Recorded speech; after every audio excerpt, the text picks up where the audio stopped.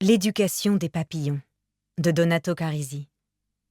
Traduit de l'italien par Anaïs Boutei-Bocobza, lu par Clara Brightman. Le chalet brûle dans la nuit, tel un volcan étincelant au centre de la vallée. Des langues de lumière se dressent dans le ciel noir, encerclant les montagnes enneigées. Les flammes, teintant de rouge la neige blanche, exhibent leur beauté féroce et privent à jamais le paysage de sa candide innocence. Quelqu'un les a libérées de leur prison secrète.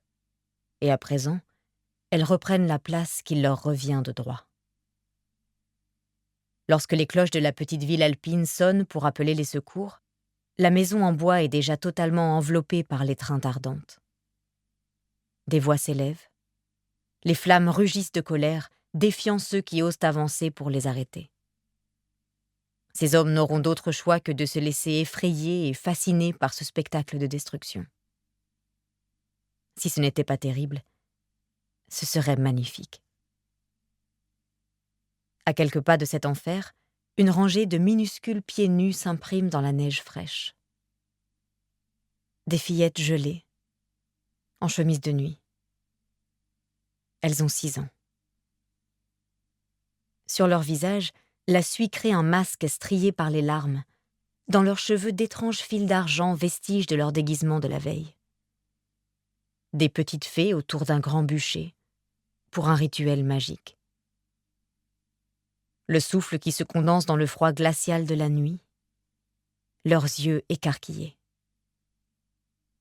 Elles se serrent les unes contre les autres, terrifiées mais sauves. Elles ne sont pas seules. Il y a aussi les 3 monitrices responsables de leur bien-être et de leur sécurité. Cela aurait dû être leur dernier jour de vacances dans ce lieu enchanteur, entre cours de ski, patinage, descente en luge, sessions Monopoly, Pictionary ou Docteur Maboul, chocolat chaud et histoire du soir devant la grande cheminée. Dans quelques heures, les pensionnaires allaient retrouver leur famille, bronzés, avec de fantastiques expériences à raconter. Mais après cette nuit, elles ne seront plus jamais les mêmes. Tous les souvenirs de cette semaine sentiront la fumée et l'urine chaude qui coulent entre les jambes. Ils auront le bruit du feu qui ricane dans leur dos en les poursuivant, et le goût amer de la peur. Cette saveur se cachera au plus profond de la mémoire de ces fillettes et leur reviendra en bouche, même quand elles seront adultes, chaque fois que leur instinct pressentira le danger. Les 3 monitrices auront elles aussi du mal à ne pas être hantées par la lumière aveuglante de la scène. Sur le moment, 2 d'entre elles n'arrivent même pas à cligner des yeux. La 3e, elle, continue de faire la navette entre les enfants, elle les compte à voix basse, puis elle les recompte, par sécurité. Avec les prénoms, il est plus facile de se tromper. Elle les passe en revue en leur posant une main sur la tête, comme si elle les baptisait à nouveau. Au fond de son cœur, la femme espère que le nombre final change. Mais il reste toujours le même. Alors, imperturbable, elle recommence. Elles ne sont pas seulement 11. Elles ne sont pas seulement 11, se répète-t-elle en boucle. Elle ne regarde personne dans les yeux pour ne pas être obligée de les reconnaître. Si elle le faisait, il lui faudrait aussi penser au prénom de celle qui manque. La 12e.